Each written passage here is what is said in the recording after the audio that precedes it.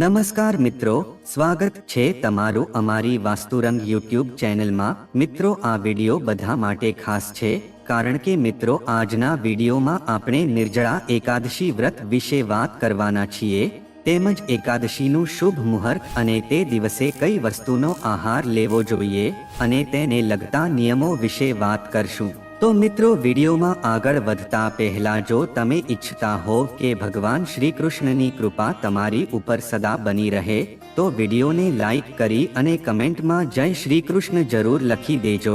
નમસ્કાર પ્રિય મિત્રો, તમને બધાને આગામી નિર્જલા એકાદશીની હાર્દિક શુભકામના। મિત્રો, આ વર્ષનું સૌથી કઠિન વ્રત દેવવ્રત છે। નિર્જલા એકાદશી આવી રહી છે। આ વિષ્ણુ પ્રિય તિથિ છે। હિન્દુ ધર્મમાં એકાદશી તિથિ અને એકાદશી વ્રતનું વિશેષ મહત્વ છે। એક વર્ષમાં કુલ 24 એકાદશી આવે છે। જે વર્ષે અધિક માસ હોય છે ત્યારે તે વર્ષે 26 એકાદશી આવે છે।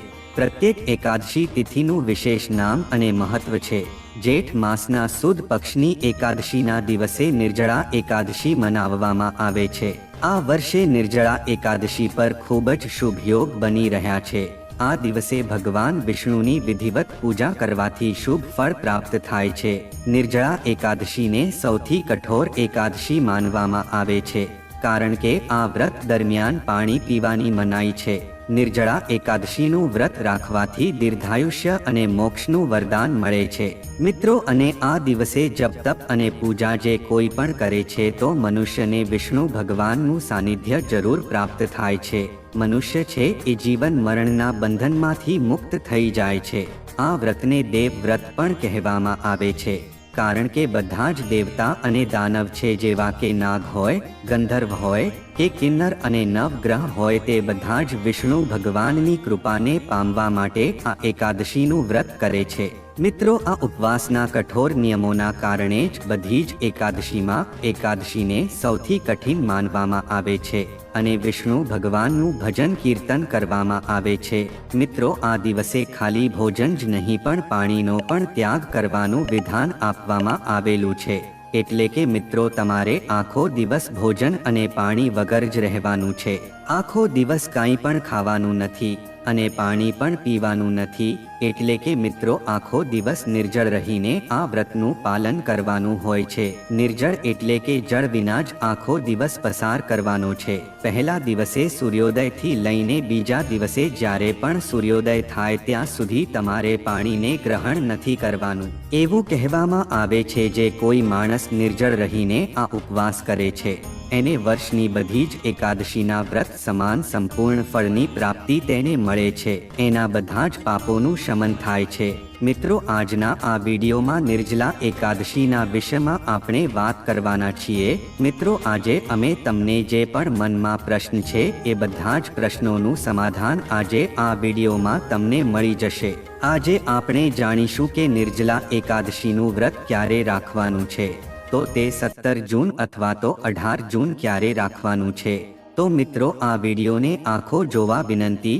તો મિત્રો, આજના વિડીયોમાં આપણે જાણીશું કે નિર્જલા એકાદશીના બધા જ શુભ મુહૂર્ત અને તેની પૂજા વિધિના નિયમના વિશે આપણે જાણીશું અને સાથે આપણે એ પણ જોઈશું કે જો તમે પાણી વિના આ વ્રત નથી કરી શકતા અને આ દિવસે કઈ વસ્તુનું દાન કરવું જોઈએ અને બીજો પ્રશ્ન એ છે કે કળશનું દાન કઈ રીતે કરવું, તો એ બધી જ વસ્તુ આપણે આજના આ વિડીયોમાં જાણશું અને સાથે જોઈશું કે કુંવારી છોકરીઓ પણ આ વ્રત કરી શકે છે કે નહીં। તો મિત્રો, આ વિડીયોને આખો જોવા વિનંતી। મિત્રો, વિડીયોમાં આગળ વધતા પહેલા આ વિડીયોને લાઈક જરૂર કરી દેજો।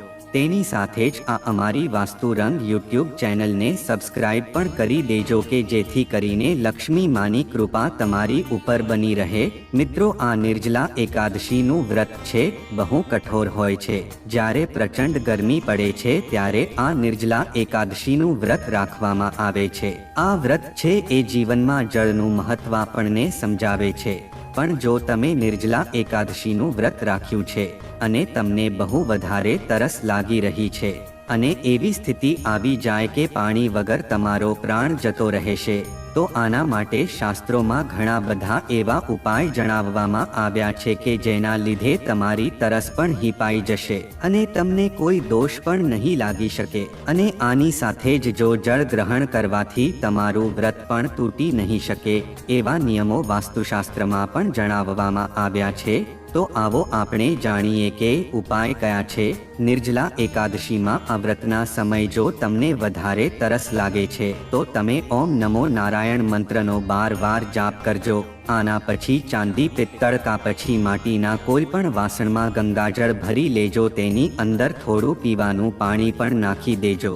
તેના પછી તમારા બંને ગોઠણને અને બંને હાથોને જમીન ઉપર રાખી દેવાના છે અને તમારે પશુવત પાણી પીવાનું છે.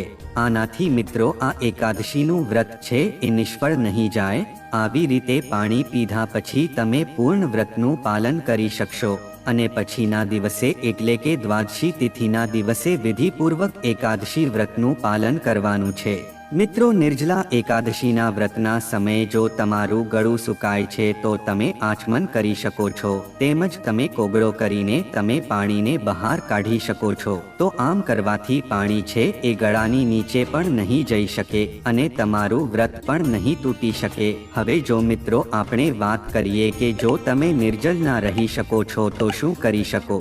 જો તમે વ્રત રહેવા જ માંગો છો તો આપણા મનમાં એવી શ્રદ્ધા છે કે વિષ્ણુ ભગવાનની કૃપા આપણી ઉપર રહેલી છે, તો તમે વ્રત ના રહી શકો તો તમારે શું કરવું જોઈએ. તો મિત્રો, તમારે આ નિર્જલા એકાદશી આવે તે પહેલા જ તમારે અઠવાડિયામાં 2-3 દિવસે નિર્જળ રહીને તમારે આ વ્રતનું પાલન કરી લેવું જોઈએ કે જેથી કરીને જ્યારે આ નિર્જલા એકાદશી આવે ત્યારે તમે તે વ્રતને આસાનીથી કરી શકો. કારણ કે આ નિર્જલા એકાદશી વ્રતનું વાસ્તુશાસ્ત્રમાં બહુ મહત્વ દર્શાવવામાં આવ્યું છે. આમ જોઈએ તો નિર્જલા એકાદશીનો એવો નિયમ છે કે આપણે આખો દિવસ નિર્જળ રહીને જ આ વ્રતનું પાલન કરવું જોઈએ. જો તમે સાવ સ્વચ્છ છો તો તમે આ વ્રતનું પાલન આરામથી કરી શકો છો. મિત્રો, તમારે એકાદશીના દિવસે જ્યારે સૂર્યોદય થાય છે અને જ્યારે દ્વાદશીનો બીજો સૂર્યોદય થાય છે ત્યાં સુધી તમારે નિર્જળ રહેવાનું છે. એટલે કે તમારે પાણી પીધા વગર જ આ વ્રતનું પાલન કરવાનું છે. તો જ તમને આ વ્રતનું ફળ આરામથી પ્રાપ્ત થઈ શકશે. બાકી જો આના બીજા નિયમો છે જેવા કે જળાહાર, ફલાહાર કા પછી અન્નનો આહાર તમે લ્યો છો તો આમાં એ વસ્તુ તો સાબિત થઈ જ જશે કે તમને એકાદશીનું ફળ પ્રાપ્ત થશે અને શ્રી હરિ વિષ્ણુ ભગવાનની કૃપા તમને મળશે. કારણ કે તમે તમારા શરીરની ક્ષમતા અનુસાર તમે આ વ્રત રહેવાની કોશિશ કરી છે. પણ શું તમે આ વ્રતના દિવસે ચા કે કોઈ પણ પ્રકારનું જ્યુસ પી શકો છો કે નહીં? પણ જો તમે નિર્જળ વ્રતનો સંકલ્પ લીધો છે તો આ કોઈ વિકલ્પ નથી હોતો કે જળ નહીં લઈએ પણ અમે જ્યુસ અથવા તો છાશ, દૂધ એવું બધું પી લેશું. તો મિત્રો, આ તમારું વ્રત છે એ નિર્જલ નહીં કહેવામાં આવે. આનાથી તમને તમારા આ વ્રતનું ફળ પ્રાપ્ત નહીં થાય. તો મિત્રો, હવે બીજા પ્રશ્ન વિશે વાત કરીએ કે શું કુંવારી છોકરી છે તે આ વ્રત કરી શકે છે કે નહીં. તો મિત્રો, સનાતન ધર્મમાં આપણા શાસ્ત્ર એવું કહે છે કે જો તમારી ઉંમર 8 વર્ષથી વધારે છે તો તમે કોઈ પણ વ્રત કરી શકો છો અને આ એકાદશીના વ્રતનું પણ તમે પાલન કરી શકો છો. મિત્રો, આ એકાદશીનું વ્રત છે સૌથી શ્રેષ્ઠ માનવામાં આવે છે. તે આ મહિનામાં એટલે કે જેઠ મહિનામાં આવે છે. જેઠ મહિનો ભગવાન વિષ્ણુનો સૌથી પ્રિય મહિનો છે. આના પછી અષાઢ મહિનો ચાલુ થઈ જશે. આ મહિનામાં ભગવાન વિષ્ણુની પૂજાનું ખાસ મહત્વ બતાવવામાં આવ્યું છે. ધાર્મિક માન્યતા છે કે આ મહિનામાં બધા જ દેવી દેવતાઓની પૂજા કરવાથી દરેક સમસ્યાઓથી છુટકારો મળે છે અને વ્યક્તિને સુખ સમૃદ્ધિ મળે છે. સનાતન ધર્મમાં જેઠ મહિનો 2024 બહુ વધારે મહત્વપૂર્ણ અને ખાસ બતાવવામાં આવ્યો છે અને આ મહિનામાં ઘણા વ્રત અને તહેવાર પડે છે. આ મહિનામાં પાણીનું ખાસ મહત્વ હોય છે. એટલે આ પવિત્ર મહિનામાં પાણી સંરક્ષણ અને ઝાડને પાણી આપવાથી ઘણા કષ્ટ દૂર થાય છે. એની સાથે પિતૃ પ્રસન્ન થાય છે. જૂની વાર્તાઓ મુજબ જ્યેષ્ઠ મહિનામાં ભગવાન વિષ્ણુ અને એના પગમાંથી નીકળવાવાળી માં ગંગાની પૂજા કરવામાં આવે છે. આની સાથે જ્યેષ્ઠ મહિનામાં જેટલા મંગળવાર આવે છે એ બધાનું ખાસ મહત્વ છે અને આ મંગળવારે હનુમાનજીનું વ્રત કરવું જોઈએ. કહેવામાં આવે છે કે આ મહિનામાં પાળવાવાળા બધા જ વ્રત અને તહેવાર વ્યક્તિને બહુ વધારે લાભ આપે છે અને આ જેઠ મહિનામાં જ આ નિર્જળા એકાદશી આવે છે. એના વ્રતનું પણ બહુ મહત્વ છે. આ વ્રત રાખવાથી બધા જ પ્રકારના પાપોથી અને દોષોથી મુક્તિ દેવાવાળું આ બહુ મહત્વપૂર્ણ વ્રત માનવામાં આવે છે. આ વ્રતને કોઈ પણ લોકો ધારણ કરી શકે છે. પુરુષ, સ્ત્રી અથવા તો કુંવારી છોકરી અથવા તો પરિણીત મહિલા પણ આ વ્રતને રાખી શકે છે. આ એકાદશીનું વ્રત છે એ ભગવાન શ્રી હરિ વિષ્ણુને બહુ પ્રિય છે. જેટલું પણ તમારા શરીરમાં સામર્થ્ય છે એટલી કોશિશ આ વ્રતને રાખવામાં જરૂર કરજો. તો મિત્રો, હવે આપણે નિર્જલા એકાદશીના નિયમો વિશે આપણે જાણીએ અને પછી આપણે આ વ્રતની પૂજા વિધિને જાણીએ. પણ જો હજી સુધી મિત્રો તમે આ વિડીયોને લાઈક નથી કર્યો તો લાઈક કરી દેજો અને આ ચેનલને પણ સબસ્ક્રાઇબ કરી દેજો. મિત્રો, આ નિર્જલા એકાદશીના દિવસે તમારે દાઢી અથવા તો માથાના વાળ અને નખ કાપવા ન જોઈએ અને આ દિવસે તમારે બ્રહ્મચર્ય વ્રતનું પાલન જરૂર કરવું જોઈએ. અને જો માતાઓ માસિક ધર્મમાં રહે છે તો એને પણ આ વ્રત અવશ્ય કરવું જોઈએ, પણ તેને પૂજા કર્યા વગર જ આ વ્રત કરવું જોઈએ. તેમજ ભગવાનનો સ્પર્શ કરવો એ અવસ્થામાં વર્જિત માનવામાં આવે છે. અથવા જો આ નિર્જલા એકાદશીના દિવસે તમારા ઘરમાં કોઈનો જન્મ અથવા તો મૃત્યુનું સૂતક લાગી જાય છે તો આવી પરિસ્થિતિમાં પણ તમારે આ વ્રત તો કરવું જ જોઈએ અને આ વ્રતના નિયમોનું પણ પાલન કરવું જોઈએ. પણ આવી પરિસ્થિતિમાં ભગવાનનો સ્પર્શ તથા પૂજન કરવું એ વર્જિત માનવામાં આવે છે. તમે આ દિવસે તુલસી માતાની આજ્ઞા લઈને તુલસીના પાંદડા તોડી શકો છો. આવું કરવાથી કોઈ દોષ લાગી નહીં શકે અને આ દિવસે તમારે કોઈ પણ પ્રાણીને અને કોઈ પણ જીવને કષ્ટ આપવું ન જોઈએ. કારણ કે મિત્રો, સ્વામી તુલસીદાસજીએ રામચરિત માનસમાં એવું કહ્યું છે કે તે ઈશ્વર જેવો અવિનાશીમાં અને પ્રત્યેક જીવમાં ભગવાનનો વાસ માનવામાં આવ્યો છે. આથી તમારે આ દિવસે કોઈ પણ પ્રાણીને અને કોઈ પણ જીવને કષ્ટ આપવું ન જોઈએ અને કોઈ પણ મનુષ્યને દુઃખ આપવું ન જોઈએ. આપણા ધર્મ ગ્રંથોમાં 3 પ્રકારના પાપ જણાવવામાં આવ્યા છે. શરીરથી, વાણીથી, માનસિક પાપ ના કરવા જોઈએ. આથી તમારે આ દિવસે કોઈ પણ પ્રકારનું પાપ ન કરવું જોઈએ. એકાદશીના દિવસે તમારે ભગવાનના નામનો જાપ અને ભજન કીર્તન કરવું જોઈએ. આ દિવસે સવારે ઉઠીને સ્નાન કરો અને ભગવાન વિષ્ણુના નામનું રટણ કરતા વ્રતનો સંકલ્પ લો. આ પછી વિષ્ણુજીની પૂજા કરો. આ દરમિયાન ફૂલ, હાર, ચંદન, અક્ષત અને પ્રસાદ અર્પણ કરવો અને આરતી કરવી. આ સાથે સાથે વિષ્ણુ મંત્ર, વિષ્ણુ ચાલીસા અને એકાદશી વ્રત કથાનો પાઠ કરવો. નિર્જળા એકાદશીના દિવસે ભગવાન વિષ્ણુના મંત્ર ઓમ નમો ભગવતે વાસુદેવાયનો જાપ કરો. જેટલું વધારે બની શકે એટલું ભગવાનના નામનો જાપ કરવો જોઈએ. આ દિવસે તમારે ઓમ નમો ભગવતે વાસુદેવાય મંત્રનો જાપ કરશો તો ભગવાન વિષ્ણુના આશીર્વાદ તમને મળશે. અને મિત્રો, એકાદશીના દિવસે ઊંઘવું એને પણ વર્જિત માનવામાં આવે છે. જો તમે એકાદશીના દિવસે જાગરણ કરીને પણ આ વ્રતનું પાલન કરી શકો છો, જો તમે આખી રાત જાગીને ભગવાનનું ભજન કીર્તન કરો છો તો અતિ ઉત્તમ માનવામાં આવે છે. અને આ સમયમાં તમારે કથાનું શ્રવણ કરવું જોઈએ. કથાનું શ્રવણ છે એ કોઈ પણ બ્રાહ્મણના મોઢેથી જ કરવું જોઈએ. કારણ કે જ્યારે આપણે બ્રાહ્મણના મોઢેથી કથાનું શ્રવણ કરીએ છીએ તો સાક્ષાત નારાયણના મુખ જેવું જ કથા શ્રવણ કરવાનું પુણ્ય પ્રાપ્ત થશે. અને આ કથા સાંભળીને પછી બ્રાહ્મણને આપણે યથાશક્તિ પ્રમાણે દાન કરવું જોઈએ અને બીજા દિવસે તે બ્રાહ્મણને ભોજન કરાવવાનું વિધાન માનવામાં આવ્યું છે. તેમજ તમે તેને અન્નદાન અને વસ્ત્રદાન પણ કરી શકો છો. મિત્રો, નિર્જળા એકાદશીને મોક્ષદાયિની એકાદશી તરીકે પણ ઓળખવામાં આવે છે. આ દિવસે પાણી લીધા વગર આખો દિવસ વ્રત રાખવામાં આવે છે અને બીજા દિવસે એટલે કે 12 તિથિએ વ્રત ખોલવામાં આવે છે. તે સૌથી મુશ્કેલી એકાદશી માનવામાં આવે છે. આ વ્રતમાં લોકો આખી રાત જાગે છે અને ભગવાન વિષ્ણુના ભજન, કીર્તન કરે છે, તેમજ ગરીબ અને જરૂરિયાતમંદ લોકોને કપડાં, ભોજન, અનાજ, પાણી વગેરેનું દાન કરે છે. આ એકાદશીને ભીમસેની, પાંડવ એકાદશી કે ભીમ અગિયારસ તરીકે પણ ઓળખવામાં આવે છે. નિર્જલા એકાદશીને પાંડવ એકાદશી અથવા ભીમ એકાદશી તરીકે શા માટે ઓળખવામાં આવે છે?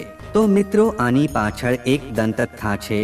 પાંડવ પુત્ર ભીમ ભોજનના ખૂબ શોખીન હતા અને પોતાની ભૂખને કાબૂમાં રાખી શકતા ન હતા. ભગવાન કૃષ્ણએ પાંડવો અને દ્રૌપદીને એકાદશીનું વ્રત રાખવા કહ્યું હતું, પરંતુ ભીમ ભૂખને કારણે ઉપવાસ કરી શક્યા નહીં. આ કારણથી ભીમને લાગ્યું કે તે ઉપવાસ ન કરીને ભગવાન વિષ્ણુનો અનાદર કરી રહ્યા છે. ત્યારે ભીમ તેની સમસ્યા મહર્ષિ વ્યાસ પાસે લઈ ગયા. મહર્ષિ વ્યાસે કહ્યું કે જો તમે વર્ષમાં માત્ર એક જ વાર નિર્જલા એકાદશી વ્રતનું પાલન કરશો તો તમને બધી 24 એકાદશીઓના વ્રત જેવું જ ફળ મળશે. ત્યારથી નિર્જલા એકાદશી ભીમસેની એકાદશી અને પાંડવ એકાદશી તરીકે ઓળખાવા લાગી. ભીમ એકાદશીના અવસર પર વ્રત જપનો તો મહિમા છે જ, પણ આ દિવસે દાન કર્મનો વિશેષ મહિમા છે. ધાર્મિક માન્યતા અનુસાર આ દિવસે મીઠાનું દાન કરવું શુભદાયી બની રહે છે અને એવું કહેવામાં આવે છે કે આ દિવસે આસ્થા સાથે જરૂરિયાતમંદને મીઠાનું દાન કરવાથી ઘરમાં ક્યારેય ભોજનની ખોટ નથી આવતી. એટલે નિર્જળા એકાદશી પર મીઠાનું દાન જરૂરથી કરવું જોઈએ. આ દિવસે તલનું દાન કરવાનો પણ મહિમા છે. એવું કહેવામાં આવે છે કે આ દિવસે તલનું દાન કરવાથી વ્યક્તિને જૂના કે હઠીલા રોગોથી મુક્તિની પ્રાપ્તિ થાય છે. નિર્જળા એકાદશી પર વસ્ત્રનું દાન કરવું શુભ માનવામાં આવે છે, એટલે શક્ય હોય તો આ દિવસે વસ્ત્રનું દાન જરૂરથી કરવું જોઈએ. આ દિવસે વસ્ત્રનું દાન કરવાથી જાતકને દીર્ઘ આયુષ્યની પ્રાપ્તિ થતી હોવાની માન્યતા પ્રચલિત છે. નિર્જળા એકાદશી પર આપે જરૂરિયાતમંદને અન્નનું દાન કરવું જોઈએ. એવું કહેવામાં આવે છે કે આ દિવસે જે લોકો અનાજનું દાન કરે છે તેમના જીવનમાં ક્યારેય કોઈ પણ પ્રકારની ખોટ નથી વર્તાતી.